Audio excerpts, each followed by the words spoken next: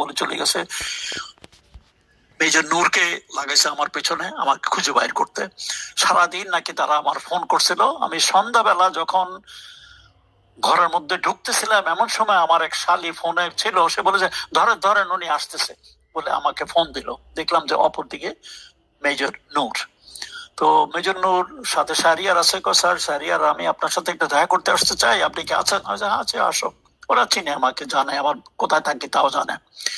তারপরে শাহরিয়ার এবং নূর তারা মানে আশেপাশে কোথায় ছিল, 5-10 মিনিট পরে তারা আসলো আমার শ্বশুর বাড়িতে। ওরা চাটা খাইলো, খাওয়ার মধ্যেই তারা আমাকে তখনও কিছু বলে নাই, বলছে স্যার আমরা একটু এক জায়গায় যাবো, মানে আপনি আমাদের সাথে আসেন। তো আমি ঠিক আছে, আমি এটাও তো সিরিয়াসলি কিছু নেই। তো যেহেতু আমি এখন যাব, আমার শ্বশুর বাড়ির লোকজন ওদেরকে বোঝানোর জন্য বলছে যে অ্যাকচুয়ালি ডালিম অসুস্থ, হাসপাতালে আছে, তাদেরকে আমরা দেখতে চাইতেছি। ঠিক আছে। মাঝখানে নূর আমার কানে কানে আমাকে বললো, স্যার আপনার কাছে কি ইউনিফর্ম আছে? আমি বললাম যে আছে, একটা কোথায় আছে ওদের খুঁজে বের করতে হবে। ওই ইউনিফর্ম সাথে আমার বউ শুনতে পাইছে, কেন আমাকে ইউনিফর্মের কথা বলছে, এই নিয়ে হুলস্থুল কাণ্ড কারখানা। তখন ওদের সন্দেহ হলো আমরা অন্য কোনো কিছু কোনো একটা মিশনে যাচ্ছি, আমাদেরকে যেতে দেবে না, বিপদের মধ্যে আমাকে ফেলতে দেবে না আমারে। তখন ওরা কাহিনী বানানোর জন্য বলছে অ্যাকচুয়ালি একটা নাটক হবে, নাটকে একটা ইউনিফর্মের দরকার, আমাদের কাছে নাই, এই জন্য চাইছিলাম। ঠিক আছে, ইউনিফর্ম বাদ দেন। এটা মানে কাহিনী এমন ভাবে জোড়াতালি দেওয়া হলো যে এটা বিশ্বাসযোগ্য ছিল না। তারপরে বললো যে স্যার আপনি যদি না যেতে চান ঠিক আছে আমরা চলে যাই। জানো আমি যাব, তবুও আমি কতটা, আমার ওয়াইফ আমার ধরে রাখছে, আমাকে যেতে দেবে না, আমার শাশুড়ি, এরা, তবু আমি যেহেতু আমি কমিট করেছি, কারণ ওদের সাথে বন্ধু, আমি যাব। একমাত্র ব্যক্তি যিনি চুপচাপ ছিলেন আমার শ্বশুর, বয়স্ক মানুষ, প্রাক্তন ইঞ্জিনিয়ার। উনি পরবর্তী পর্যায়ে শুনে উনি বলেছেন রাশেদকে যেতে দাও, কারণ আমার রাশেদের উপর বিশ্বাস আছে, সে এমন কোনো কাজ করবে না যাতে মানে খারাপ কিছু হয়, ভালো যদি কিছু করতে চায় ভালোর জন্যই করতে চাইতেছে, তার পুরাপুরি বিশ্বাস ছিল আমার উপরে। তারপর সেখান থেকে চলে আসলাম। আসার পরে পথের মধ্যে তখন শাহরিয়ার একটা ফক্সওয়াগন গাড়ি ছিল, শাহরিয়ার গাড়ি চালাচ্ছিল, আমি আর নূর পাশে। শাহরিয়ার কথা বলছে, শাহরিয়ার আবার নিজেকে একটু বেশি বিদ্যান মনে করে, লম্বা চোড়া লেকচার দিতে লাগলো, দেশে এই অবস্থা সে অবস্থা, এগুলো আমি অলরেডি জানি। তখনও পুরাপুরি সে বলছে কিছু একটা করতে চেষ্টা করছে, এরকম একটা ভাবখানা পেলাম আর কি। তখন শাহরিয়ারের বাসায় আসলাম, সেখানে দেখলাম যে মেজর ডালিম আছে। মেজর ডালিমের কিছুক্ষণ পরে পাশা আসলো, হুদা আসলো, এদের সবার সাথে পরিচয়। খিদা লাগছে খুব, ওই যে শাহরিয়ারের বাসায়, ওখানে আমরা রাতে খেলাম। খাওয়ার পরে মতো রাত্রে 10টার দিকে তখন আমি মোটামুটি বুঝতে পারলাম যে কিছু একটা হতে যাচ্ছে, তবু আমি ডিটেল কিছু জানি না। আমরা সবাই মিলে, ডালিম এবং শাহরিয়ার দুজনে গাড়ি মিলে আমরা গেলাম কুর্মিটোলা এয়ারপোর্টে। তখন কুর্মিটোলা এয়ারপোর্ট অ্যাবান্ডান, 10 বছর থেকে পয়সার অভাবে এটার কাজ আর অগ্রগতি হতে পারে নাই। সেই একটা খালি জায়গাতে রাত্রেবেলা আমরা ওখানে বসে আছি। Actually we are waiting for Joydebpur থেকে 16 বেঙ্গলের আসার কথা, লেফটেন্যান্ট কর্নেল আমিন আহমদ চৌধুরীর আন্ডারে আমাদের সাথে যোগ দেওয়ার জন্য, ওদেরকে রিসিভ করার জন্য অপেক্ষা করতেছি। 1 ঘন্টা পর্যন্ত আমরা অপেক্ষা করতেছি, আসে না। ইতিমধ্যে রশিদ আসছে একবার।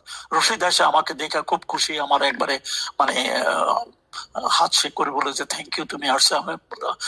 রশিদ কিন্তু আমার শ্বশুর বাড়িতে গেছিল দুপুরে আমাকে খোঁজার জন্য, পাইনি। সারাদিন সে হন্য হয়ে আমাকে খুঁজতেছে। এই জন্য যে টু ফিল্ড আমার হাতে গড়ালো, টু ফিল্ড যুদ্ধের সময় আমরা একত্রে ছিলাম, টু ফিল্ডের সবাই আমার প্রতি লয়াল, আমি তাদেরকে যা বলবো তারা আমার কথা শুনবে, এই জন্যই সে আমাকে খুঁজতেছিল। তারপরে বললো যে আমি হ্যাপি তো তুমি আসছো। তো আমি বললাম স্যার আমি এখনো কিচ্ছু জানি না, কি আমরা সব কিছু জানতে পারবা, থাকো সবের সাথে। আমার সাথে এসে চলে গেছে, because he was very tired the whole day. Rashid চলে গেছে। আমরা ঘন্টাখানি ওখানে অপেক্ষা করে যখন দেখলাম যে 16 বেঙ্গল আসতেছে না, এখন চিন্তা করতেছি ওয়েদার, কারণ 16 Bengal is a infantry unit, big unit. আর বাকি আমাদের যে লান্সার্স এবং আর্টিলারি, ওরা অল্প 200-300 লোকজন। ওইদিকে এত বড় একটা অপারেশন করা যাবে কিনা, এই জন্য 16 বেঙ্গলের আমাদের দরকার ছিল। কিন্তু আমরা 16 বেঙ্গল যত আসতে পারে নাই, তখন চিন্তা করতেছিলাম আমরা ওয়েদার উই শুড অ্যাবান্ডন ইট, কারণ এখনো সময় আছে, আমরা নিজের নিজের জায়গায় চলে যেতে পারবো, কাউ কিছু বলবে না। তখন কিছুক্ষণ পরে আমি বললাম যে না, আমার মনে হয় উই আর কমিটেড, এই খবর গোপন থাকবে না, আমরা যা আছি এ দিয়ে আমরা চেষ্টা করি। আমার বিশ্বাস ছিল যে মনের ভিতরে যে আমরা কিছু একটা করতে যাচ্ছি, এটা আমরা সফল হব। তখন সবাই বলে যে ঠিক আছে, লেটস গো। তো ওখান থেকে আমরা ফার্স্ট বেঙ্গল ইউনিটে আসলাম। ফার্স্ট বেঙ্গল না, ফার্স্ট বেঙ্গল লান্সার্স, যেটা আর কি ট্যাঙ্ক ইউনিট। ওটা ট্যাঙ্ক ইউনিটটা তখন হইলো এয়ারপোর্টের একবারে দক্ষিণ পাশে, ওখানে সংলগ্ন ওই জায়গাতেই। ওখানে ওখানে সব জমা হইতেছে, টু ফিল্ড আর্টিলারি ওখানে আসছে। আমরা ওখানে গেলাম, সব লোকজন ভর্তি, এদিক ওদিক যেতেছে। তখনও বুঝতে পারি নাই কি হইতেছে। এক পর্যায়ে রশিদ আসলো, ফারুক আসলো, ওরা আলোচনা, বুঝতে পারলাম যে সেই রাত্রে কিছু একটা হতে যাচ্ছে। তখনও ডিটেল জানি না। তারপরে অফিসারদেরকে ডেকে ব্রিফ করা হলো কি হবে, কার পরে কার দায়িত্বে কি থাকবে, এসব ব্রিফ করা হলো। পুরো অপারেশনের দায়িত্ব ছিল ফারুক, আর রশিদের দায়িত্ব ছিল পলিটিক্যাল এলিমেন্টদেরকে সঙ্গত করা, নিয়ে আসা। তো ফারুক প্রথম কয়েকটা টার্গেট সিলেক্ট করা হলো, যেমন মুজিবের বাসা, সানিয়াবাতের বাসা, রেডিও স্টেশন, শেখ বনির বাসা, এই কয়টা টার্গেট। কারণ আমাদের যে সীমিত সৈন্য সংখ্যা, এর বেশি আমরা টার্গেট দিতে পারি না। হয়তো আরো টার্গেট নেওয়া যাইতো, আরো পলিটিক্যাল এলিমেন্টের যাওয়া যেত, কিন্তু এর বেশি আমরা নিতে পারি না। অতএব টার্গেট কাটছাট করে এই 4-5টা নেওয়া হলো। তো প্রথম ফারুক মুজিবের বাসার দায়িত্ব দিতে চেয়েছিল অ্যাকচুয়ালি ডালিমকে। তো ডালিম একটু নিজের অপারগতা প্রকাশ করলো যে মুজিবের সাথে তার একটা বিশেষ সম্পর্ক আছে, সে ওখানে যেতে চায় না। তার অন্য কোনো কারণ থাকতে পারে, আমি জানি না। সে একটু অপারগতা দেখা দিল, কিন্তু যেহেতু এটা মেজর টার্গেট, এই জন্যই ফারুক কিন্তু ডালিমকে সেই দায়িত্বটা দিতে চাইছিল। আরেকটা কারণ হলো, মুজিবের বাসায় যে গার্ড, মানে প্রত্যেক বড় বড় জায়গাতে গার্ড ছিল, মুজিবের বাসায় যে মানে গার্ড ছিল, সেই গার্ড ছিল ফার্স্ট বেঙ্গল আর্টিলারির, কুমিল্লা থেকে আসছে। সে আর্টিলারির লোকজন, যারা ডালিমের ইউনিট, ডালিম সেই ইউনিটের সিও ছিল আগে। অতএব ওরা ডালিমকে চিনে, ডালিম ওদেরকে ইজিলি কনভার্ট করে আমাদের পক্ষে নিতে পারবে। এই জন্যই ডালিমকে মুজিবের বাসায় পাঠাতে চাইছিল। তো ডালিম অপারগতা বললো যে না, আমার ওখানে একটু অসুবিধা আছে, আমি যেতে পারবো না। আরো অনেক আছে, আমি ওদের ডিটেল যেতে পারি না। তখন নেক্সট পরবর্তী হলো হুদা, মেজর হুজা ছিল। হুদাও ফার্স্ট বেঙ্গল মানে আর্টিলারিতে ছিল, ফার্স্ট আর্টিলারির অ্যাডজুটেন্ট ছিল, সেও খুব পপুলার অফিসার। তখন হুদাকে বললো, হুদা রাজি হলো, ঠিক আছে আমি যাব।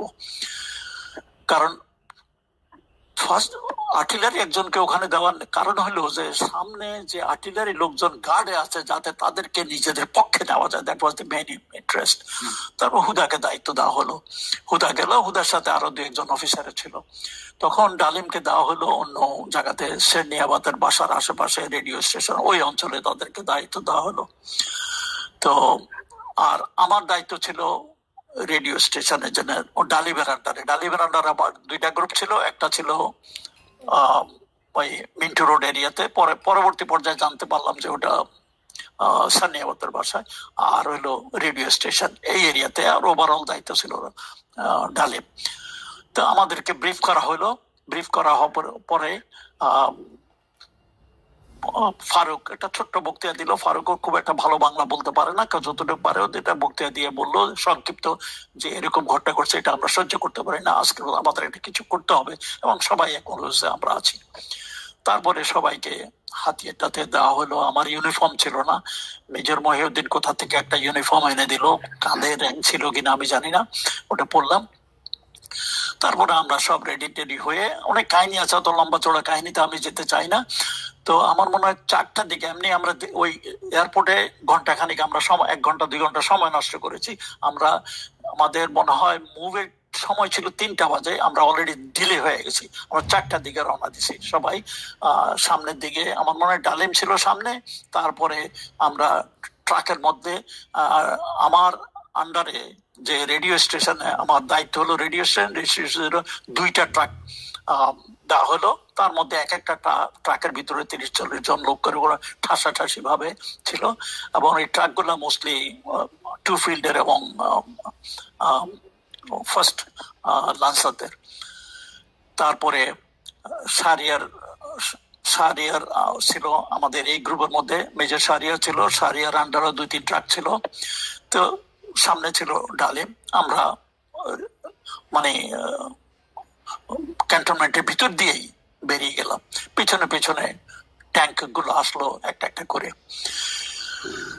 অনেক কাহিনী আছে, এটা আমার ডিটেল যেতে চাই না। আবার কোনো বাধা বিপত্তি আমরা পাই নাই। আমরা ভাবছিলাম হয়তো বাধা বিপত্তি আসবে, কিন্তু কিছু হয়নি, কারণ সবাই একটু আশ্চর্য যে এটা কেন যাচ্ছে, কোথায় যাচ্ছে। আরেকটা জিনিস হলো, সেদিন ইউনিভার্সিটিতে শেখ মুজিবের কি একটা মানে অনুষ্ঠান আছে, ছাত্রলীগের একটা অনুষ্ঠান আছে। সেই অনুষ্ঠানে মানে শেখ মুজিবের কনভোকেশন কিছু যাওয়ার কথা। তো অনেকে মনে করছে ওখানকার ইয়ের জন্য, মানে নিরাপত্তার জন্য এসব লোকজন ট্যাঙ্ক যাচ্ছে। তা আমরাও গেলাম। আমাদের সামনে ছিল ডালিম, ডালিমের পেছনে তারপরে প্রথম ছিল আমার মনে হয় শাহরিয়ারের 2টা ট্রাক লোকজন তার দায়িত্বে, তারপরে 2টা ট্রাকের দায়িত্বে আমি ছিলাম। তো আমাদের টার্গেট, প্রত্যেকের টার্গেট আলাদা বলা আছে। তারপর বাকিরা ট্যাঙ্ক গুলো তাদের দায়িত্ব দেওয়া হলো, কেউ এয়ারপোর্টে, কেউ মানে সেই ইয়েতে কি জানে বলে মিরপুর রোডের ওদিকে, কেউ বঙ্গভবনের ওদিকে, তারপরে কেউ জয়দেবপুর রাস্তা ওটা কি মানে এয়ারপোর্টের রাস্তার ওদিকে, ঢাকা ময়মনসিংহ রোড ওদিকে স্থাপন করা হলো। অত ডিটেল ওগুলো আমি তখন জানতাম না। আর শহরের বিভিন্ন মানে স্ট্র্যাটেজিক পজিশনে জন্য পাঠানো হলো, কিন্তু ট্যাঙ্ক পরে আসছে। আগে আমরাই ট্রাকে করে আমরা আগে যাচ্ছিলাম। তখন মনে হয় ভোর, তখন তো ঘড়ি আমার হাতে ছিল কিনা জানি না, আমরা তো ঘড়ি ধরে এসব করতে পারতাম না, সময় জ্ঞান খুব একটা ছিল না, তখন অন্ধকার ছিল। অন্ধকারে আমরা আস্তে আস্তে বেরিয়ে এলাম। তারপরে যখন মিন্টু রোডের ওখানে মানে আমাদের প্রথম টার্গেটের কাছে আসার সময় প্রথম মনে একটা গাড়ি একটু খারাপ হয়ে গেল। শাহরিয়ারের আন্ডারে যে ট্রাক ছিল একটু খারাপ হয়ে গেল, কারণ তো লোকজন ওটাকে ধাক্কা দিয়েছে। ওটা কাছে টার্গেটের কাছে চেষ্টা করা হলো। আমার ট্রাক যখন আসলো, আমি আমার লোকদেরকেও বললাম যে যাই ওদেরকে হেল্প করো। কিছুক্ষণ পরে হেল্প করে 5-10 মিনিট সময় নষ্ট করে দেখলাম যে কিছু হচ্ছে না। আমি আবার এদিকে আস্তে আস্তে ভোর হয়ে যাচ্ছে। অতএব আমি ডালিমকে বললাম আমি আমার টার্গেটে চলে যাই, কারণ আমার দেরি হয়ে যাচ্ছে। ডালিম বলেছে যা তুমি চলে যাও। তো ওই 7-এর মধ্যে 2 ট্রাকে যা পাইছি 2 ট্রাকের মধ্যে ভরায় আমি আবার ডান দিকে টার্ন করে রেডিও স্টেশন দিকে চলে গেছি। এর মধ্যে শাহরিয়ারের লোকজন এবং আমার লোকজন কিছু একটা মিক্স হয়ে যেতে পারে, এরা সবাই কিন্তু আর্টিলারির লোকজন। তারপর ওদেরকে নিয়ে আমি রেডিও স্টেশনে গেলাম 2টা ট্রাকে। আমার আগে ইনস্ট্রাকশন ছিল প্রথম ট্রাক লোকজন মানে 20-30 জন লোকজন যারা আছে, প্রথমে তারা পুরা রেডিও স্টেশনে ঘেরাও করে নিবে। দ্বিতীয় ট্রাকে তারা আমার সাথে থাকবে, আমরা ভিতরে যাব। তো আমি যা করেছি সেটা হিসাবে খুব এভরিথিং ওয়াজ ভেরি স্পিডি, মানে সময় নষ্ট করে না। অলরেডি আমরা সময় নষ্ট করছি এয়ারপোর্টে, এখন আমাদের সময় নষ্ট করার সময় নাই। তারপরে অলরেডি আলো এসে যেতেছে। আমরা যখন রেডিও স্টেশনে যাই আমার মনে আছে অলরেডি আলো দেখা যাইতেছে লোকজন। আমি যখন আমার লোকজনকে নিয়ে রেডিও স্টেশনের সামনে গেলাম, তখন ওখানে এমওডিসি বা পুলিশের কিছু গার্ড ছিল 7-8 জন। ওরা তো অ্যাকচুয়ালি ভয়, মিলিটারি দেখে ভয়ে কেঁপে গেছে। আমি ওদেরকে যাবেন, তোমাদের কোনো ভয়ের কারণ নাই, মিলিটারি হ্যাজ টেকেন ওভার। ওদের থেকে হাতিয়ার গুলো আমার একজনকে বললাম হাতিয়ার গুলো নিয়ে নাম। ওদেরকে একটা রুমের মধ্যে নিয়ে বসায় রাখলাম। ওরা তো একবারে অ্যাকচুয়ালি খুব ভয় কাঁপতেছিল যে তোমাদের কোনো চিন্তার কোনো নাই, তোমরা আরামে বসে থাকো। সামনে একজন গার্ড রাখে দিলাম। তো আমার লোকজন নিয়ে আমি ভিতরে গেলাম। ভিতরে যায় ওই তখন ভোরবেলা, তো রেডিও স্টেশন তখন মানে 6:30টার দিকে খোলে, এর আগে কিন্তু খোলে না। কিন্তু স্কেলেটন কিছু লোকজন ছিল, 2-4 জন টেকনিশিয়ান, বেশি লোকজনও ছিল না। তো ওরাও প্রথম একটু ঘাবড়ে গেল। তো ওদেরকে আমি এক্সপ্লেন করলাম যা military has taken over, army has taken over, আপনাদের কোনো চিন্তা নাই, আমরা রেডিও স্টেশনে একটু সব দেখতে করতেছি। ওরা দেখলাম যে সবাই খুব মানে হেল্পফুল, সবাই আমাকে কি কোথায় আছে দেখানোর জন্য আমাকে আমি বলে আমি রেডিও স্টেশন যাবো, যেখানে আমার দায়িত্ব হলো ওটা ভাষণ দেওয়ার জন্য রেডি করা। ওই রুমে আমাকে নিয়ে গেল। আর আমার একজন সুবিধা ছিল, ওদেরকে বললাম আপনি বিভিন্ন জায়গাতে লোকজন বসে রাখেন, কেউ যেন কোনো যন্ত্রপাতি ধ্বংস করার চেষ্টা না করে। তখন আমরা জানতাম না তো কে কি, কিন্তু সবাই ছিল আমাদের সহায়ক। কিন্তু তখনও বুঝতে পারি না যে হয়তো কিছু বিপরীত শক্তিও থাকতে পারে। আমার বললো সব জায়গায় লোক লাগাই দেন, কেউ যেন কোনো রকম ক্ষতি করতে চেষ্টা না করে। হয় না ইনশাল্লাহ। তারা আমি ওখানে গেলাম, চেক করতেছি ব্রডকাস্টিং এর সবকিছু ঠিকঠাক আছে কিনা, এবং যে একজন টেকনিশিয়ান ছিল ইয়াং, মানে হি ইজ ভেরি হেল্পফুল, সে দেখাই দিতেছিল। তো এমন এক পর্যায়ে আমার এক সুবিধা দৌড়ায় আসে, বললো যে স্যার রক্ষী বাহিনী। আমি তো একটু ঘাবড়াই গেলাম, কি বাবা রক্ষী বাহিনী আক্রমণ করলো নাকি?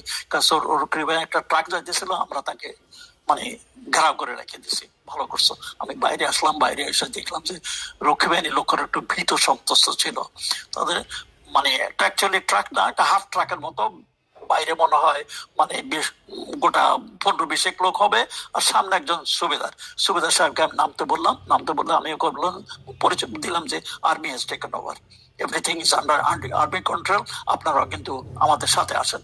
তো সে বললো যে স্যার আপনাদের সামনে ভয়, বললো যে আমরা সাথে আছি। তখন আমি বললাম যে আপনার লোকদেরকে বলেন হাতিয়ার গুলা গাড়িতে রেখে নিচে নামে আসতে। ওরা সবাই নিচে নামে আসলো। আমার হাবিলদার আরো আমার সাথে লোকজন আছে, তারাও এগুলা দেখাশোনা করলো। তারা এসব লোকজন চতুর্দিকে মানে রক্ষী বাহিনীর লোকজন তো মানে শেখ মুজিবের মানে ইয়ে ছিল, তারা যখন শুনলো যে আপনারা করেছেন, মানে তাদের প্রতিক্রিয়া কি ছিল? তারা কি কোনো উত্তেজিত হয় না? এবার সেটা আমি একটু পরে আসতেছি ওদের প্রতিক্রিয়াটা। কিন্তু প্রথম চতুর্দিকে মিলিটারি দেখে ওই একটা ট্রাকের হাফ ট্রাকের লোকজন তারা কোনো কিছু করে, বরং আমি তো বললাম যে ওই সুবেদার, দেখলাম যে আমার কথা মতো মানে ওদেরকে লোকজনকে নামায় আর আমাদের একজন হাবালদারকে দিয়ে বললাম যে যেই রুমে ওই পুলিশের লোকজন ছিল ওদের ওই রুমেই রাখা হলো, একটু গার্ড বাড়ায় দিলাম। আর ওদের যে হাতিয়ার টাতিয়ার আছে, হাতিয়ার গুলা ওরা নিজে নিয়ে নিলাম। তখন ওই সুবেদারকে আমি বললাম যে আপনাদের কোনো অসুবিধা নাই, লোকজনকে বললাম কোনো অসুবিধা নাই, আপনার আরাম থাকেন। কোনো, কারণ রক্ষী বাহিনী সম্বন্ধে আমাদের একটু সংশয় ছিল, এই জন্য আমি সুবেদার সাহেবকে বললাম কোন রকমের গন্ডগোল চেষ্টা করবেন না, চতুর্দিকে কিন্তু আর্মি আছে। বাই দ্যাট টাইম ট্যাঙ্কও 2-1টা আমাদের চারিদিকে আসে গেছে, অতএব তারা সে বুঝতে পারছে পরিস্থিতি তাদের পক্ষে নাই।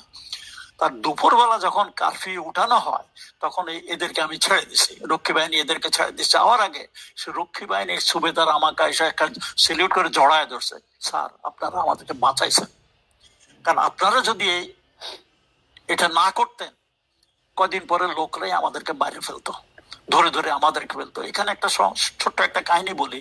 আমি চিটাগংয়ে ছিলাম 73-74-এ।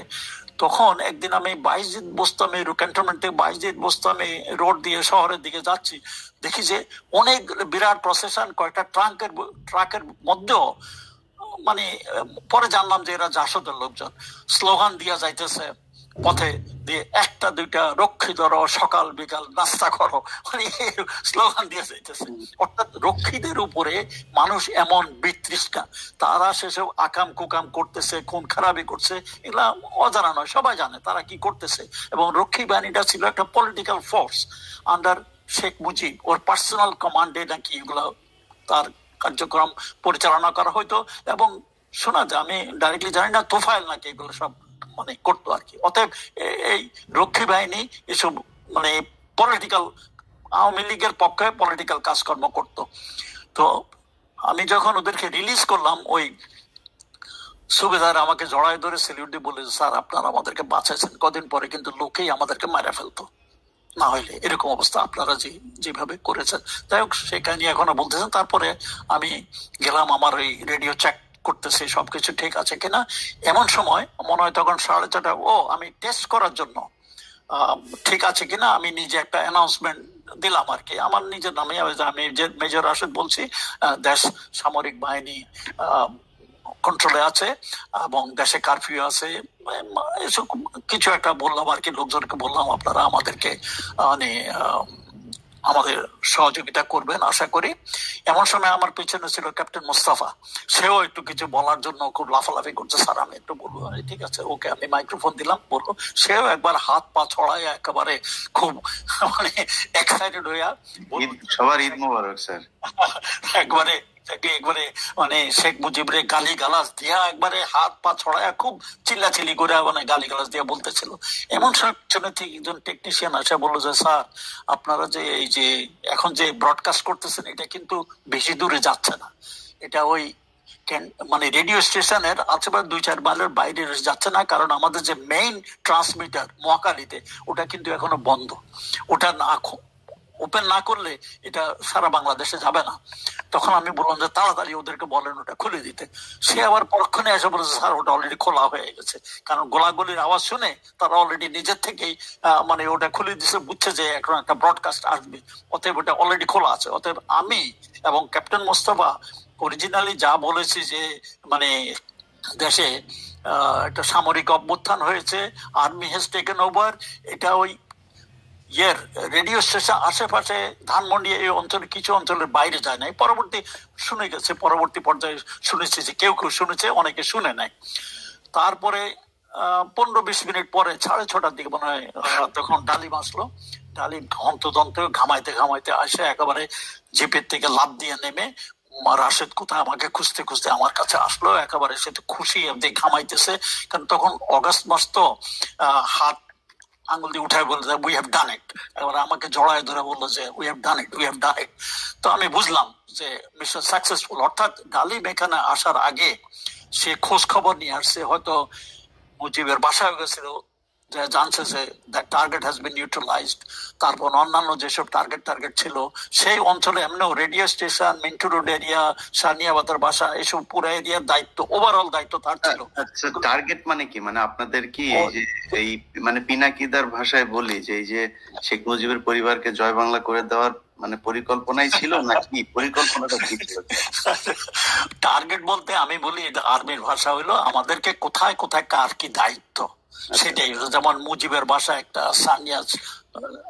সানিয়াবাতের বাসা একটা, শেখ মুনির বাসা একটা, রেডিও স্টেশন একটা। কিন্তু আগের দিন বিকেল থেকে যে পরের দিন পর্যন্ত আপনারা যে পরিকল্পনা করলেন, এই পরিকল্পনায় সব শেষ তো আপনাদেরকে একটা ব্রিফিং করা হয়েছিল, সেখানে বলা হয়েছিল যে শেখ মুজিবের পরিবারকে যে হত্যা করা হবে, এই ধরনের কোন পরিকল্পনা ছিল? এরকম কোন পরিকল্পনা হয় নাই। এক্স্যাক্টলি ফ্র্যাঙ্কলি স্পিকিং কোনো ওরকম ধরনের ব্রিফিংও করা হয়নি। সময় আমাদের কাছে ছিল না, we ran out of time. কারণ 1 ঘন্টা 2 ঘন্টা আমরা অলরেডি নষ্ট করেছি 16 বেঙ্গলের অপেক্ষায়, 16 বেঙ্গল আসে নাই। অতএব আমাদের কাছে সময় ছিল না। ছোট্ট একটা বক্তৃতা ফারুক দিয়েছে তার লান্সারের ওখানে, অতটুকু অত ডিটেল বলে নাই। সে বলছে তোমাদের কমান্ডাররা তোমাদেরকে ডিটেল বলবে, আমি অত ডিটেলে যেতে চাই না। মুজিবের ভাগ্য কি হবে এই নিয়েও একটু কিছু হয়তো আলাপ আলোচনা হয়েছে। আরেকটা জিনিস হলো কি, আমি পূর্ব আলোচনায় আমি ছিলাম না, অথবা আমি ডিটেল জানি না মুজিবের ভাগ্য নিয়ে কি হবে, আমি অত জানি না। তো রশিদ কিছুদিন আগে জিল্লুর রহমানের কাছে তার একটা ইন্টারভিউ দিছে। এই ইন্টারভিউটা কিন্তু 15-20 বছর আগে রেকর্ড করা, এটা রিসেন্টলি রিলিজ হয়েছে। রশিদের কথা মতে যে মুজিবকে ওখানে মুজিবের বাসায় মারার কোনো প্ল্যান ছিল না, বা অন্য লোককে মারার কোনো প্ল্যান ছিল না। প্ল্যান ছিল মুজিবকে ওখান থেকে অ্যারেস্ট করে নিয়ে এসে তারপরে সরওয়ার্দী উদ্যানে তখন আমাদের মিলিটারি ক্যাম্প ছিল, ওখানে একটা সামারি কোর্ট মার্শাল করে আলটিমেটলি মুজিবকে যেতে হতো। ওখানে করে তাকে মানে সামারি কোর্ট মার্শাল করে তাকে এক্সিকিউটিং করো, what ever it is, that was the plan. বাসায় নয়। এটা হলো রশিদের কথা। এবং রশিদের কথা হলো রশিদ ফারুক কিন্তু অরিজিনাল প্ল্যানার, তারা ডিটেল জানে। অতএব রশিদ যদি এটা বলে থাকে এটা সত্য হতে পারে। যাই হোক, আমার মনে হয় না মুজিবকে ওখানে মারার কোনো প্ল্যান ছিল। তবে তখনও জানতাম না, আর আমি ওখানে তো ছিলামই না। অতএব পরবর্তী পর্যায়ে জানতে পারছি যে কি ছিল। আর ওখানে ওই মেজর হুদা ছিল, মেজর হুদা একটা স্টেটমেন্ট দিয়েছে কর্নেল এম এ হামিদের কাছে, তার বইতে আছে। সেই বইয়ের মানে স্টেটমেন্টটা আমার এই বই যেটা আমি লিখেছি, দেখা যায় কিনা, মানে 1975 আগস্ট বিপ্লবে না বলার কথা রাশেদ চৌধুরী, এটা আমি বই লিখছি। এই বই থেকে আমি এই বইয়ের মধ্যে হুদার স্টেটমেন্ট আছে, আর অনেক কিছু আছে। আমি যা কিছু বলছি এই বইয়ের মধ্যে সবকিছুই আছে। তো সেখানে সে উল্লেখ করেছে তার আন্ডারে মনে হয় গোটা 3 ট্রাক ছিল সৈন্য সামন্ত, মোস্টলি দেয়ার ফ্রম লান্সার্স, মানে ট্যাঙ্ক ইউনিটের লোকজন, মানে হুদার আন্ডারে। তারপরে হুদার সাথে আরো মনে হয় অফিসার ছিল, হয়তো একজনের দায়িত্ব ছিল ওই 32 নম্বরের মেন রোডের থেকে ব্যারিকেড করা দুই মাথায়, আর তার সাথে অন্যান্য অফিসার ছিল। তার কথা মতো যেটা সে বললো। আচ্ছা, তার আগে আমি কিন্তু রেডিও স্টেশনের কথাটা একটু শেষ করি। তারপরে রেডিও স্টেশনে কিছু পরে ডালিম আসলো, আসলে আমার জিজ্ঞেস করে সব ঠিক আছে না, আমি everything is okay, everything is fine. Radio station আর একজন টেকনিশিয়ান ছিল, দে আর ভেরি হেল্পফুল। তারা আমাদেরকে সাহায্য করতেছে, কোথায় কি কত মানে সুইচ মুইচ কোথায় কি করতে হবে বলছে। তো প্রথমেই ডালিম হ্যান্ডসেটটা নিয়ে একেবারে দাঁড়ানো অবস্থাতেই উত্তেজিত ভাবে বলা শুরু করলো যে দেশে একটা বিপ্লব হয়েছে, army has taken over the control. Sheikh Mujib, আমার মনে হয় শেখ মুজিবকে হত্যা করেছে, এটাও সে ব্যবহার করেছে। আর দেশে কারফিউ, মার্শাল ল, লোকজনকে বলছে আপনারা আমাদের সাথে থাকুন, সহযোগিতা করুন, কেউ ঘর থেকে বাইর হবেন না। তো প্রথম এসব কথাটা একটু খাপছাড়া ছিল। তখন আমি বললাম যে স্যার, আমার মনে হয় এরকম ভাবে না বলে let's write it down, recorded, দেখে পড়ুন। তখন অনেক বলে ঠিক আছে তুমি একটু তাড়াতাড়ি লিখে দাও। তো আমি তখন একটা কাগজ কলম নিয়ে ওই যতটুকু পারলাম, এই একটা প্যারা, বেশি বড় না, এটা লিখে দিলাম যেটা যা হয়েছে ঘটনা। তবে হত্যা শব্দটা আমি মনে হয় ব্যবহার করি নাই। তো ডালিম মনে হয় ওটা নিজের থেকে পরে বলেছে। আর যেসব সেই মানে ডালিমের স্টেটমেন্টই পরে রেকর্ড করা হয় এবং রেকর্ডটাই বারবার চলতে থাকে। মিনওয়াইল সরকার কবিরউদ্দিনকে সবাই চিনে। সরকার কবিরউদ্দিন আসলো, ওই তার ডিউটি ছিল, সে আসলো তাড়াতাড়ি, তাকে এনে আমরা ওখানে বসায়া কমেন্ট্রি দেওয়ালাম। আর কি ডালিমের বক্তৃতার মাঝে মাঝে সে নিজের থেকে কমেন্ট্রি দিল, কারণ সরকার কবিরউদ্দিনের গলা সবাই চিনে। অতএব এই যে অ্যানাউন্সমেন্টটা যাচ্ছে এটা অথেন্টিক, এটাই বোঝানোর জন্য যে কারণ ডালিমকে লোকে চিনে না, রাশেদকে লোকে চেনে না, আমরা কি বলছি লোকে চিনে না, কিন্তু সরকার কবিরউদ্দিনকে লোকে চিনে, তার বক্তব্য লোকে জানে। এই জন্য তাকে দিয়ে কমেন্ট্রি দিয়ে আমরা করতাম। এরকম এটা চলতে লাগলো, মানে ঘন্টাখানিক চলার পরে যখন খন্দকার মোশতাক আসলো, আসার পরে Khondaker Mostaq stopped it. But by that time everybody is known. এটা হলো মানে রেডিও স্টেশনের কাহিনী। 8টা সাড়ে 8টার দিকে মনে হয় রশিদ খন্দকার মোশতাককে নিয়ে আসলো। খন্দকার মোশতাক সাদা পোশাকে, মানে প্রিন্স কোট পরে, সাদা টুপি পরে আসলো। খন্দকার মানে রশিদ তো বেশ লম্বা চড়া, 6 ফুটের উপরে লম্বা, আর খন্দকার মোশতাক একটু ছোট, মানে তার অর্ধেক। যাই হোক নিয়ে আসছে। তো মানে ডালিমা বা আমরা দুইজনে মিলে তাড়াতাড়ি একটা গার্ড অব অনারের বন্দোবস্ত করলাম। আমাদের কাছে যা সৈন্য সামন্ত হাতের কাছে ছিল তা দিয়ে ওই রেডিও স্টেশনের সামনের চত্বরে, ছোট চত্বরে একটা গার্ড অব অনার দেওয়ার বন্দোবস্ত করলাম। After all he is the new president. তারপরে দিলাম, উনি মানে সবাই হাত মিলালেন এবং বাংলায় ওখানে বললেন যে তোমরা মানে বিরাট একটা করেছো, তো দেশের সূর্য সন্তান স্থাপন করেছো। মানে সঙ্গে একটা মুক্তি, উনি ভিতরে একটা রুমে ওনার জন্য তৈরি করা হতো, ওখানে চলে গেল। তারপরে থেকেই রেডিও স্টেশনটাই কিন্তু বাংলাদেশের নতুন সরকারের হেডকোয়ার্টার। ওখানে সবাই আসলো, ওখানে সবকিছু হলো।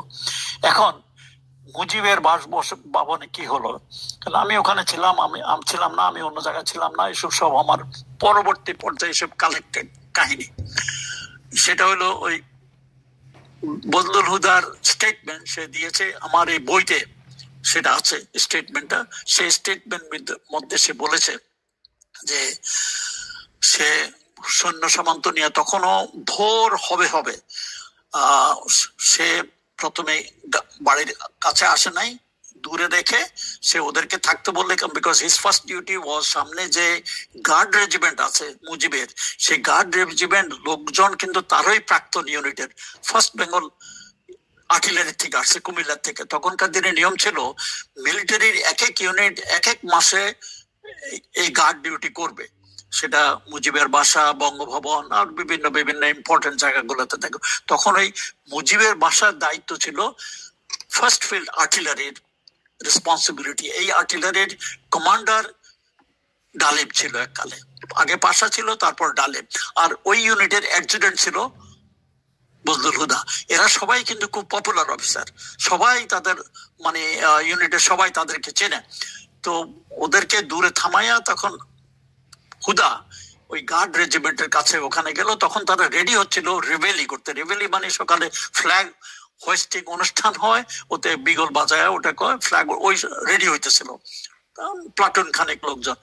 তো হুদা আস্তে আস্তে ওখানে গিয়ে ওদেরকে, এগুলো আমি সব বলতেছি হুদার কাহিনীর থেকে, যে স্টেটমেন্ট সে দিয়েছে আমার বইতে আছে। সে বলেছে সে ওখানে যায়, ও হুদা সুবেদার সাথে কথা বললো, ওরা সবাই হুদাকে চিনেই তাকে বললো। তখন হুদা বললো যে আর্মি হ্যাজ টেকেন ওভার, এখন আমরা এখানে আসছি, Mujib is no more in power, মুজিবকে অ্যারেস্ট করতে আসছি, এবং আপনারা আমাদের সাথে আছেন কিনা। এক বাক্যে সবাই বললো স্যার আমরা আছি আপনাদের সাথে। তো হুদাকে বললো যে ঠিক আছে আপনার রেডি থাকুন, কিন্তু কেউ যেন মানে এখনো 32 নম্বর ঘরের ভিতরে কেউ যেন না ঢুকতে পারে, এটা আমরা দেখে দেখুন। কিন্তু এই হুদা বলছে আমি একটু আমার সৈন্য সামন্ত নিয়ে আসি এবং এলএমজি বিভিন্ন জায়গাতে আমি বসাবো, সেগুলো ঠিক করে আসি। মিনওয়াইল ওই লান্সারের লোকজন আইসা তারা ভিতরে ঘরের ভিতরে ঢোকার জন্য মানে ইয়ে করতেছে। আর একটু বছরে দোতলা থেকে নিচে এসে কমর্শন সমর্শন শুনে উপরের থেকে শেখ কামাল, শেখ মুজিবের বড় ছেলে, তখন সে ক্যাপ্টেন কামাল, কিন্তু সে তার স্টেন গান না কেড়ে উপর থেকে গোলা ছুটতে ছুটতে নিচে দোতলা থেকে নিচে আসছে।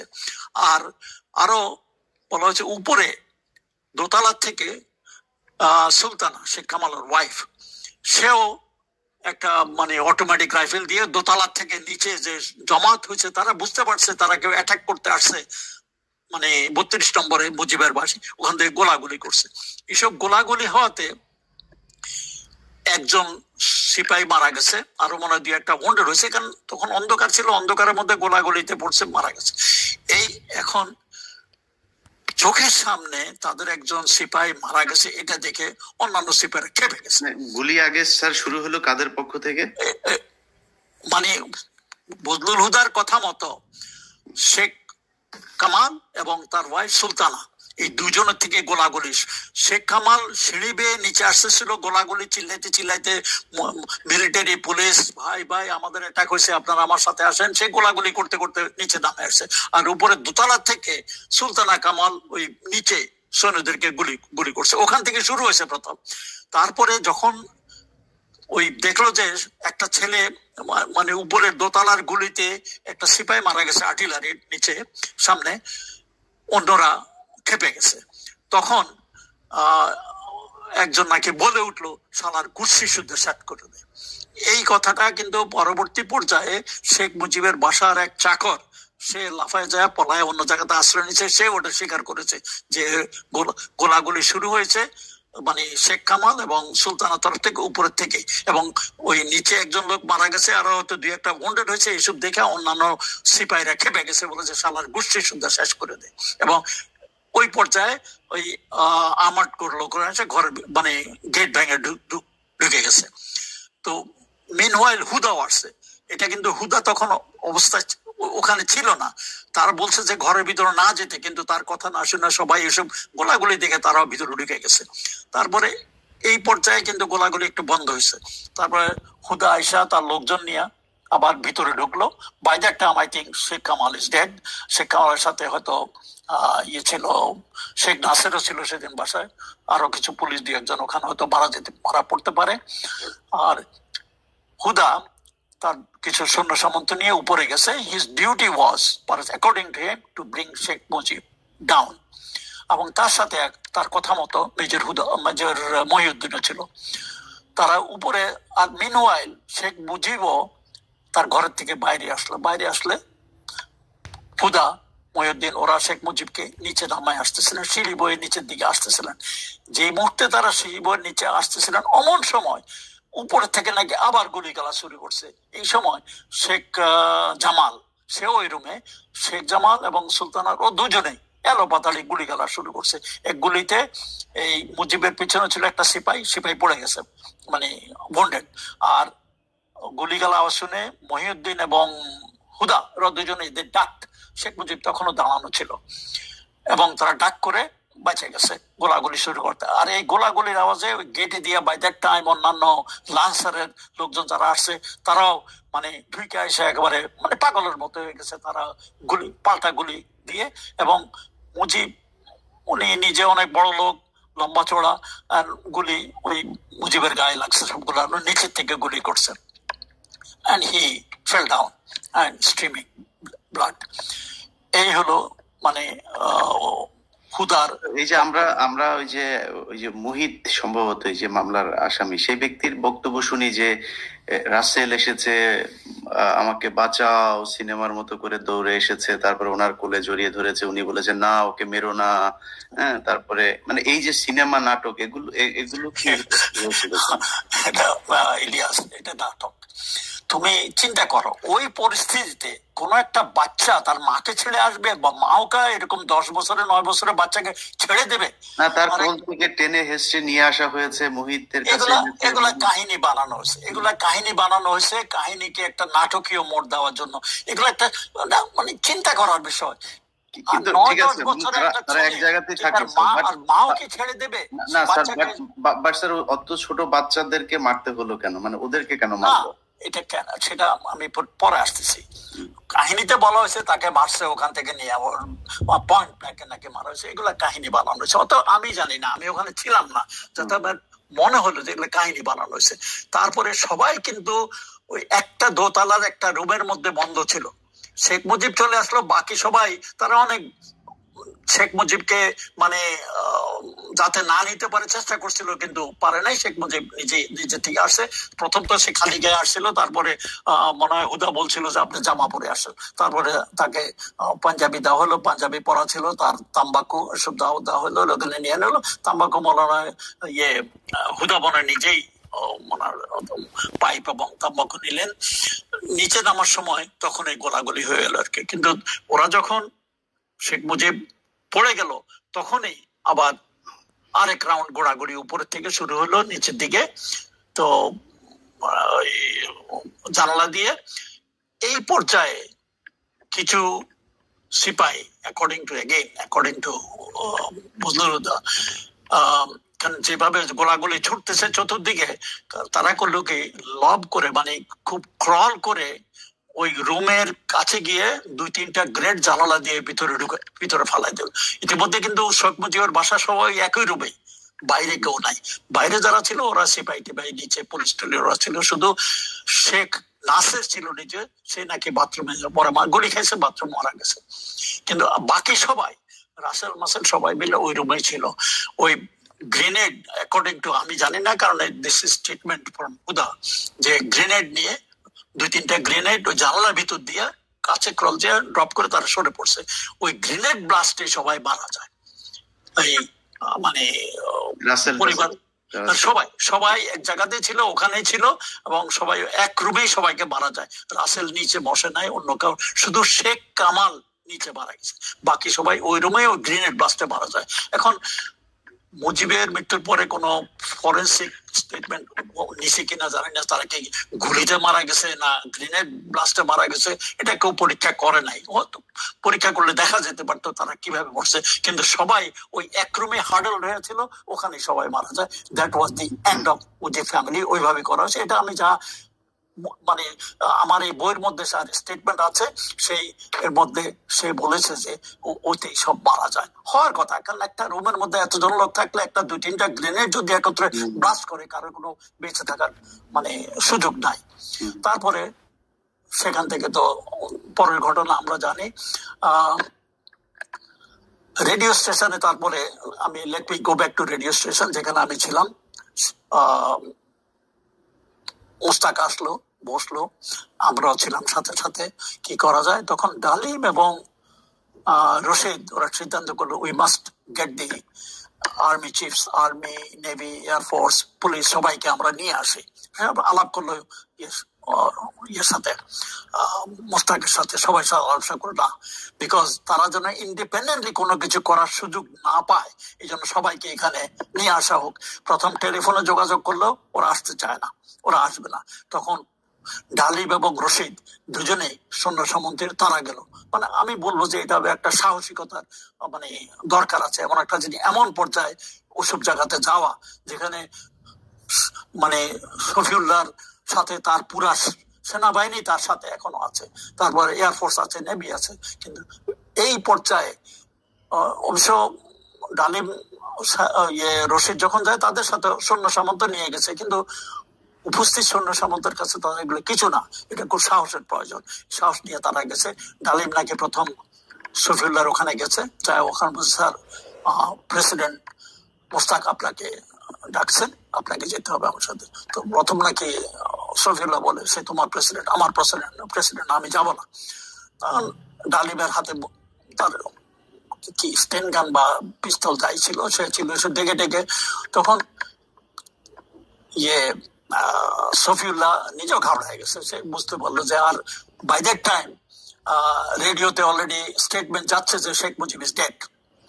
অতএব শেখ মুজিব যখন মারা গেছে তারা করা কিছু, তারা নিজেদের মধ্যে নিচ্ছে army chief, navy chief, air force chief, তারা নিজেদের মধ্যে আলাপ আলোচনা করে এখন দেখেছে যে গেম ইজ ওভার, তাদের এখন করার কিছু নাই, অতএব তাদেরকে সারেন্ডার করতে হবে। আলটিমেটলি শফিউল্লাহ এগ্রিড, হি কেম। তো শফিউল্লাহ আসার পরে মেইন টার্গেট যখন পড়ে গেছে, বাকিরাও এয়ারফোর্সের, নেভির, ওরাও আস্তে আস্তে এসে গেলেন। সবাই মানে রেডিও স্টেশন আসলেন। বিডিআর এর চিফ ছিলেন তখন মেজর জেনারেল খলিলুর রহমান, উনিও আসলেন। পুলিশের চিফ ছিল কি নুরুল ইসলাম নাকি, উনি আসলেন। সবাই আসলেন, সবাই এয়ারপোর্টে আসলেন। ওই এক রুমে, ছোট্ট রুমে হাডল করে সবাই পড়ে আসছে। খন্দকার মোস্তাক খুব চালাক মানুষ, সে সবাইকে সামনে নিয়ে বলেন যে দেখেন এই ছেলেরা এই কাণ্ড ঘটাইছে, আমাকে আইনে এখানে বসায় দিছে, আমাকে মানে খুব সুন্দর ভাবে বলতেছে, আমাকে দায়িত্ব দিছে, আমি এখন আপনারা এটাকে সামলান। চিফসরা একজন আরেকজনের মুখের দিকে তাকাইতে তাকাইতে কতক্ষণ বলবো যে ঠিক আছে স্যার, আমাদেরকে যখন দায়িত্ব দিতেছে সামলার জন্য আমাদের হাতে ছেড়ে দেন, let us take over, let us go back to our cantonment, আমরা কি করতে হবে। তো মানে মোস্তাকও চালাক আছে, সে ওদের চাল বুঝতে পারছে কেন, ভাই আপনারা যা করবেন এখানেই করুন, আপনাদেরকে আর ফেরত যাওয়ার দরকার নাই। তো আমার মনে আছে ওর বললো যে আমাদেরকে কমান্ড সবার সাথে যোগাযোগ করতে হবে, কে কি ওগুলো জানতে হবে, শফিউল্লাহ বলতেছিল। তখন আমার মনে আছে রশিদ একটু ধমক দিয়েই বললো যে স্যার আপনি হলেন চিফ, আপনি যে অর্ডার দিবেন সে লোকে শুনবে, অন্যের কথা এখানে বলার সুযোগ নাই, আপনি যা বলবেন তাদেরকে শুনতে হবে। আপনি যদি মানে আমার মনে আছে রশিদ এভাবে বলেছে, মানে দৃঢ়ভাবে বলছে, আপনি যদি সঠিক একজন চিফ হয়ে থাকেন আপনার কথা তাদেরকে শুনতে হবে, তাদের কথা আপনাকে শুনতে হবে কেন। এখন এই পরিস্থিতিতে আপনি যা বলবেন সেটাই বলবেন, আপনাকে এখানেই বলতে হবে, আপনাকে ফেরত যেতে হবে না। অতএব তার এই দৃঢ় কথা শুনে সবাই ঠান্ডা হয়ে গেছে। তখন কে কি লিখবে দেখবে এটা দিয়ে, তখন বললো আপনাদের চিন্তা করার দরকার নাই। খন্দকার মোস্তাক বললো তাহিরউদ্দিন ঠাকুরকে আমি ডাকছি, সে আপনাদের পক্ষে লিখে দিবে। তো তাহিরউদ্দিন ঠাকুর অলরেডি স্টেটমেন্ট লেখা তার কাছে আছে, মানে চিফসরা কে কি স্টেটমেন্ট দিবে মানে সে অলরেডি লিখে রাখছে। তো ওদের এটা ডিস্ট্রিবিউট করে সবাই সামনে দেওয়া হলো, সবাই ওটা দেখে দেখে মানে তাদের না বলার তখন কোনো সুযোগ ছিল না।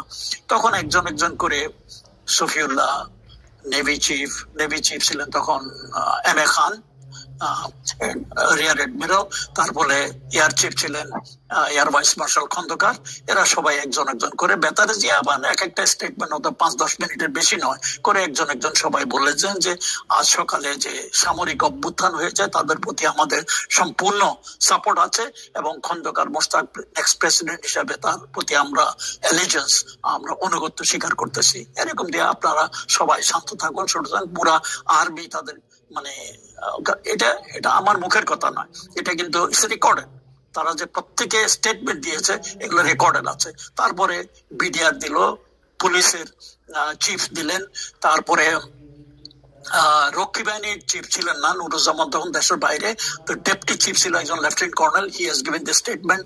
আনসারের চিফ, প্রত্যেককে দিয়ে স্টেটমেন্ট দেওয়া হলো, প্রত্যেকের স্টেটমেন্ট মানে অ্যানাউন্স করা হলো একজন একজন করে, মানে হোল কান্ট্রি হ্যাজ নোন ইট।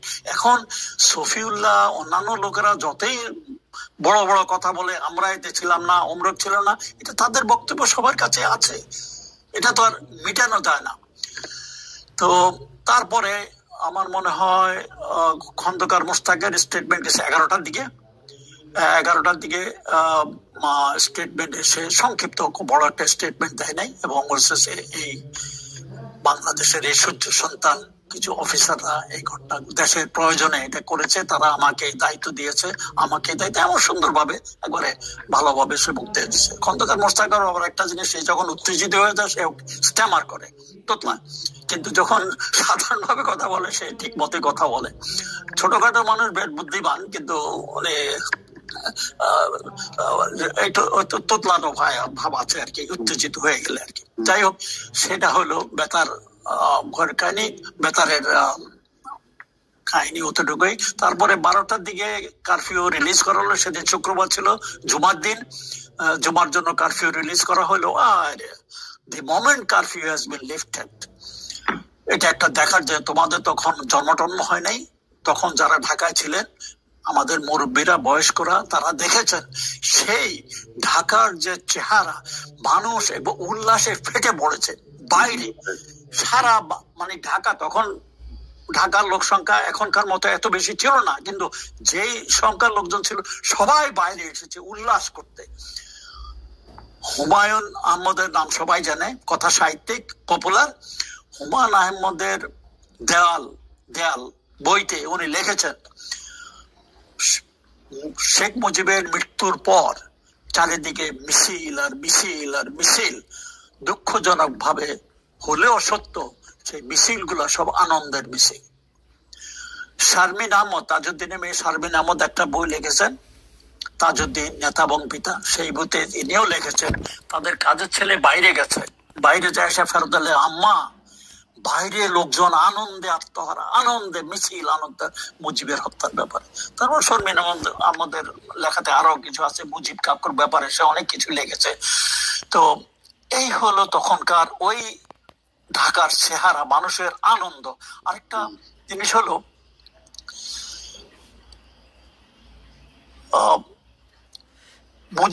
মুজিবের মৃত্যুতে কারো চোখে কেউ একটু পানি দেখে নাই, কারো মুখে মানে ইন্নালিল্লাহ শোনা যায় নাই, আর মুজিবের জানা যায়, লোক পাওয়া যায় নাই।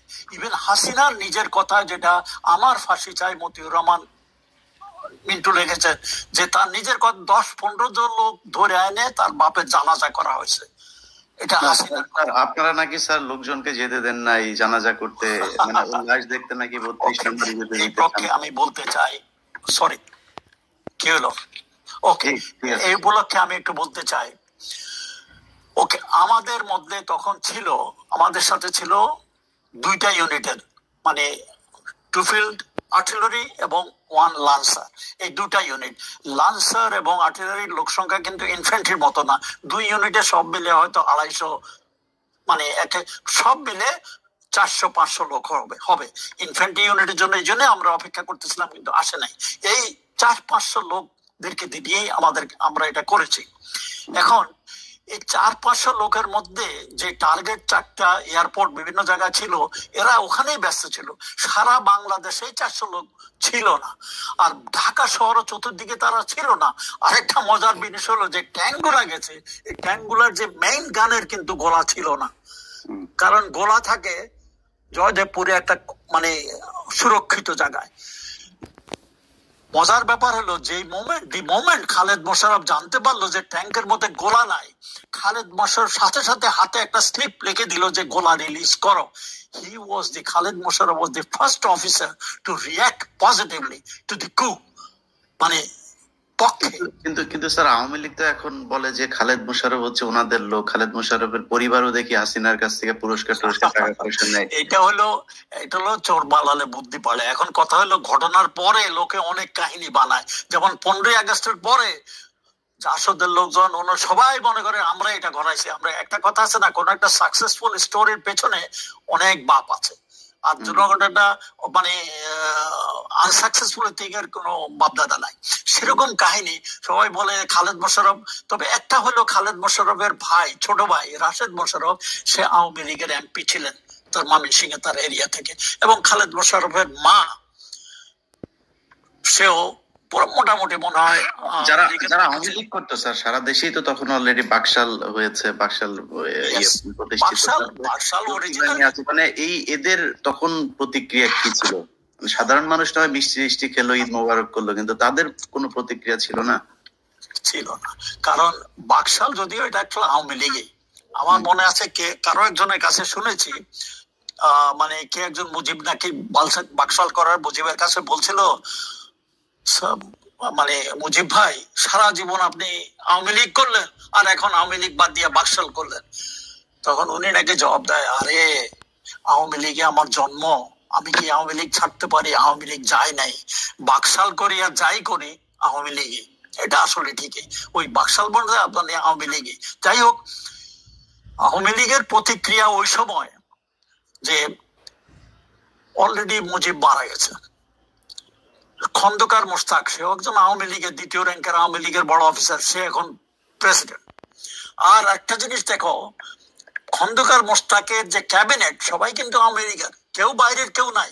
আর এই যে যারা কু করেছে তারাও কেউ নাই, কারণ তারা কেউ ক্ষমতার জন্য কু করে নাই, তারা দেশকে উদ্ধার করার জন্য, রক্ষার করার জন্য কুটা করেছে, করে তারা সামরিক বাহিনীর উপরে ছেড়ে দিয়েছে, মানে খন্দকার মোশতাক পলিটিক্যাল ফোর্সের উপর ছেড়ে দিয়েছে। এরা সবাই কিন্তু আওয়ামী লীগের ছিল, এরা কেউ ছিল না। অতএব তাদের পাল্টা কোনো সেদিন ঢাকার মধ্যে আওয়ামী লীগের বা এই যে শেখ মুজিব মারা গেছে বা এই কুর বিপক্ষে একটা লোকও কোনো শব্দ বাইরে শোনা যায়, সবাই যা দেখা গেছে আনন্দ, কেউ মানে কাদের সিদ্দিকীর ব্যাপারে শুনি স্যার, সে তার রাজনৈতিক পিতা বলে শেখ মুজিবকে, তার নাকি অনেক ভালোবাসা ছিল, সে অনেক করেছে, মানে এর ব্যাপারে কিছু জানেন কিনা? সে 15ই আগস্টের আগে বা পরে তার কি, বা মুক্তিযুদ্ধের সময় তাকে তো দেওয়া হয়েছে, খেতাব দেওয়া হয়েছে, তো আসলে তার মানে ভূমিকাটা কি ছিল স্যার? আচ্ছা, 71-এ ইয়েস, সে মানে অরিজিনাল সেটা কি মানে ফার্স্ট বেঙ্গল রেজিমেন্টে ছিল, একটা লাস্ট নাইট ছিল, সেখানে চলে যায়, সেই মুক্তিবাহিনী ফর্ম করে ময়মনসিংহ এরিয়াতে, টাঙ্গাইল এরিয়াতে, তার নিজের এরিয়াতে সে কিছু কাজকর্ম ওরে করেছে, কিন্তু তার এরা ছিল আর্মির মানে ইন্ডিয়ান আর্মির আন্ডারে, তাকে ট্রেনিং মেনিং তার পরিচালনা সবকিছু ইন্ডিয়ায় কিন্তু দিত। মুজিব বাহিনী, কাদেরিয়া বাহিনী এরা কিন্তু পরিচালনা করত ভারতীয় ইন্টেলিজেন্স ফোর্স এর মাধ্যমে। এমনকি মুজিব বাহিনীকেও ট্রেনিং দিছিল মানে ভারতীয় মেজর জেনারেল কি নাম ওর, Sujan she was the Director General of Uban Singh, সেই এসব ট্রেনিং দিয়ে এসব তারাই করেছে। এবং তারা কিন্তু মুজিবনগরের মুক্তি বাহিনীর থেকে ইন্ডিপেন্ডেন্ট ছিল, তারা ইন্ডিপেন্ডেন্টলি কাজ করতেছে। মানে এই বিয়ের যে কাদের সিদ্দিকীর যে কাদেরিয়া বাহিনী, এই বাহিনীর সাথে নাকি বাঘা বাহিনীর সাথে নাকি মুক্তিযোদ্ধাদের মাঝে মধ্যে যুদ্ধ হতো, এটা সত্য? যুদ্ধ হতো কিনা জানি না, একটা তাদের মধ্যে একটা ক্ল্যাশ ছিল, কারণ তারা ইন্ডিপেন্ডেন্টলি, তারা মুজিবনগর থেকে অর্ডার নিত না, তারা নিজেরাই কি করতো তারা নিজেরাই জানে। বলেছি যে তারা ইন্ডিয়ার কন্ট্রোলে ছিল। আর মুজিবনগরের কাহিনী, মুজিবনগরের যে মুক্তিযুদ্ধ, এটা মুজিবনগরের হেডকোয়ার্টার আন্ডারে, জেনারেল ওসমানীর আন্ডারে আমরা করেছি। আর আমি বললাম তো, যুদ্ধের সময় আমি ফ্রন্টে ছিলাম, ভিতরে কি হয়েছে অত কিছু জানি না, এসব পরবর্তী কাহিনী। যে মুজিব বাহিনী, কাদেরিয়া বাহিনী, এরা mostly they were political forces, political ইন্টেনশনে তাদেরকে ব্যবহার করা হয়, এবং তার কমান্ডে ছিল, কন্ট্রোলে ছিল ভারতীয় বাহিনী। এখন তারা এই বাহিনীটা বিভিন্ন জায়গায় ডাকাতি, ধর্ষণ এইসবের সাথেও জড়িত ছিল, এগুলো কি সত্য? শুনেছি আমি এসব ব্যাপারে জানি না, শুনেছি, কারণ তাদের কাছে হাতিয়ার ছিল, করতে পারে। এবং শুধু যে কাদেরিয়া বাহিনী, মুজিব বাহিনী করেছে না হয়, অন্যান্য মুজিব বাহিনীর মানে অন্যান্য মুক্তি বাহিনীর মধ্যে ছিল, সবাই হাতিয়ার সারেন্ডার করে নাই, ওনার রেখে দিছে। এসব নিয়ে অনেক মানে অন্য বাহিনীরা করতে পারে, তো সেটা আমি অত ডিটেল জানি না। এখন যে তুমি প্রশ্ন ছিল যে কাদের সিদ্দিকের রোলটা, শুনেছি 15ই আগস্টের পরে তার পার্সোনাল একটা লয়ালটি ছিল শেখ মুজিবের প্রতি, সে নাকি ইন্ডিয়াতে ভাইগে যায়, সে কিছু একটা মানে প্রতিবাদ করার চেষ্টা করছিল, প্রতিহত করার চেষ্টা করছিল, সাকসেসফুল হয় নাই। সে মানে কয়েক বছর ইন্ডিয়াতে থেকে আবার চলে আসছে। He is a very controversial character. এবং যুদ্ধের পরে রেস করছে, কি ঘটনা ঘটেছে এটা সবাই জানা, বিহারীদেরকে নিয়েছে, কি ব্যানকে মারছে, ইটস এ দুঃখজনক কাহিনী। ধরেন আপনাকে যদি জিজ্ঞেস করি যে কাদের সিদ্দিকী এই যে আর্মি স্টেডিয়ামে যে মানুষগুলোকে মানে বন্দুকের এই যে বেয়নেট দিয়ে গুতিয়ে তারপরে মারলো, চোখ উঠিয়ে ফেললো, এটার জন্য কি তার বিচার হওয়া উচিত না? মানে সেটা তো তখন তো যুদ্ধ চলছিল না। আমি যা কাহিনী শুনেছি, কারণ আমি তো এগুলো চোখে দেখিনি, এগুলো কাহিনীর ছবিও দেখেছি। তো কাদের যে স্টেডিয়ামে যে ঘটনা ঘটছে, it's recorded international, everybody knows. আমি শুনেছি কাদের সিদ্দিকী নাকি সাথে তখনও কিন্তু মুজিবনগরের সরকার ঢাকায় আসে নাই, তাজউদ্দিন তখনও কলকাতায়, সে নাকি কলকাতা ছুটে যায়, সে মনে করেছিল যে তার বিচার টিচার হতে পারে, ওখানে যায় নাকি তাজউদ্দিন, এটা আমার কাহিনী, শোনা কাহিনী, আমি সঠিক জানি না, ছুটে গেছে, যায় ওনাকে বললো যে এই কাহিনী যে মানে স্টেডিয়ামে যে ঘটনা ঘটেছে এটা যেন জনসম্মুখে না আসে এবং এটা যেন কোনো বিচার টিচার না ঘটে, নাহলে কিন্তু আমার আন্ডারে এখনো অনেক সৈন্য সামন্ত আছে, আমি গন্ডগোল করতে পারি। চিন্তা করো তখনকার সিচুয়েশন বাংলাদেশে ফ্লুইড, এখনো কোন দিকে ঘটনার মোড় নেয় বলা মুশকিল। এই জন্য হয়তো তাজউদ্দিন মানে হাও বলে নাই, নাও বলে নাই, কিছু না বলে নাই, ঠিক আছে আপাতত ওদিকে আমরা যাচ্ছি না, তুমি যাও, কাদের দিকে চলে আসছে। ইয়েস, তোমার কথা ঠিকই, বিচার হওয়া উচিত ছিল, কিন্তু করবেটাকে? তারপরে এখনো মামলা হওয়ার সুযোগ আছে, সেটা ইয়েস এখনো আছে যদি ইনভেস্টিগেশন ঠিক মতো করা হয়। অথচ তারপরে তো কাদের দিকে আনুষ্ঠানিক ভাবে শেখ মুজিবের হাতে তার অস্ত্র সারেন্ডার করে স্টেডিয়ামেতে, বিরাট মানে ফ্যানফেয়ারের মাধ্যমে ওগুলা শো দেখানো, কিন্তু সব দেওয়া হয়নি, লোকজন অনেকে এখনো আছে। এবং কাদিরিয়া বাহিনী পরে রক্ষী বাহিনীতে যোগ দেয় এবং রক্ষী বাহিনী দেশের মধ্যে কি করেছে এটা সবাই জানে। তারপরে এবং ইয়েকে মানে কাদের সিদ্দিকীকে তোমরা জানো টাঙ্গাইলের গভর্নরও বানানো হয়েছিল বাকশালের আন্ডারে, আনফরচুনেটলি সেটা তো আর হয়নি। তো তারপরে তোমার প্রশ্ন কি ছিল? স্যার আমি ডিরেক্ট একটা প্রশ্ন করি স্যার, আমি জানি না প্রশ্নটা আপনাদের জন্য। কাদের সিদ্দিকের কথা বললাম তো, সে ওই তার রোল ছিল যুদ্ধের সময়, পরবর্তী পর্যন্ত পৌঁছেছে মানে 15ই আগস্টের পরে সে ইন্ডিয়াতে ভাইগা যায়, গন্ডগোল করার চেষ্টা করলো, কিন্তু কোনো ইফেক্টিভ কিছু করতে পারে নাই, তারপর দেশে চলে আসছে, এখন তো রাজনীতি করতেছে। আচ্ছা স্যার, আমি মানে প্রশ্নটা আপনার জন্য বিব্রতকর হবে কিনা জানি না, তারপরে প্রশ্নটা করে ফেলি, আমি আপনার কাছে উত্তরটা চাই আর কি। অনেক মানুষ এই প্রশ্নটা বিভিন্ন জনকে করে, অনেকের মাথায় আসে। এই যে 15ই আগস্টের ঘটনা, আপনার সাথে আমার দীর্ঘদিনের পরিচয়, আমি জানি যে আপনার রোল কি ছিল। আজকে যা বলেন এগুলো অনেক আগেও আমাকে বলেছেন যে ওই ঘটনার সাথে সরাসরি আপনার মূলত দায়িত্ব ছিল যে রেডিও স্টেশনটা দখলে নেওয়া এবং সেটার নিয়ন্ত্রণ রাখা। যারাই ঘটিয়েছে, যেভাবেই ঘটেছে, আপনি ওইটার পার্ট। কখনো মনে হয়েছে যে এই শেখ হাসিনা এবং শেখ রেহেনা এই দুইটাও সেই দিন মানে নাই হয়ে যাওয়াটা মানে উচিত ছিল, এরকম মনে হয়েছে স্যার কখনো? দেখছি এখন দেখো, সেদিনের ঘটনায় 32 নম্বরে কি হয়েছে আমি সেটা বলেছি, কিভাবে যে লোকজন মারা গেছে, মারা পড়ছে সেটা আমি বলেছি। একটা কথা, সবাই বলে যে মুজিবকে হত্যা করা হয়েছে এবং শেখ হাসিনা যে বিচার করেছে ওই হত্যার বিচারে করেছে, কিন্তু আমি বলি না, মুজিবকে কেউ হত্যা করে নাই। মুজিবের মৃত্যু মুজিব নিজেই ডেকে এনেছে। গত মুজিবের 44 মাসের রাজত্বকালে দেশে যে কি অনাচার অবিচার হয়েছে সেটারই পরিণতিতে মুজিবের এই পরিণতি হয়েছে এবং মুজিবকে যেতে হতো। এবং আরেকটা জিনিস, সেদিন মুজিবকে হত্যা করার প্ল্যান ছিল কি না ছিল সেটাও আমি সঠিক জানি না, কিন্তু পরবর্তী পর্যায়ে বলছি, আগে রশিদের বক্তব্যে বোঝা গেছে যে তাকে ওখান থেকে অ্যারেস্ট করে নিয়ে এসে পরে সামারি কোর্ট মার্শাল করে ওর মাধ্যমে তার এক্সিকিউশন করা হতো, ওদের প্ল্যান ছিল। তবে এটা সত্য, মুজিবকে জীবিত রেখে কোনো পরিবর্তন তখন আনা যেত না। মুজিব যেরকম শক্তিশালী, তার আন্ডারে যেসব বাহিনী টাহিনী যেরকম কাজ করতেছিল, তখন মুজিবকে জীবিত রেখে কিছু পরিবর্তন মানে আনা সম্ভব ছিল না। এটা অনেক মানে সিভিলের লোকজন অনেকেই আমাদের কাছে এটা বলেছে যে মুজিবকে যেতে হতো। তবে যেভাবে মুজিব মারা পড়ছে দুঃখজনক ভাবে, আমিও দুঃখিত যে এইভাবে আমরা মুজিবের যাওয়াটা কেউ কল্পনা করে নাই, বা মুজিবের বাসায় যেসব লোকজন মারা গেছে বা অন্যান্য টার্গেটে যেসব মানে যারা লোকজন মারা গেছে তাদের কোনো পলিটিক্সের সাথে কোনো যোগাযোগ ছিল না, এর জন্য আমরা দুঃখিত।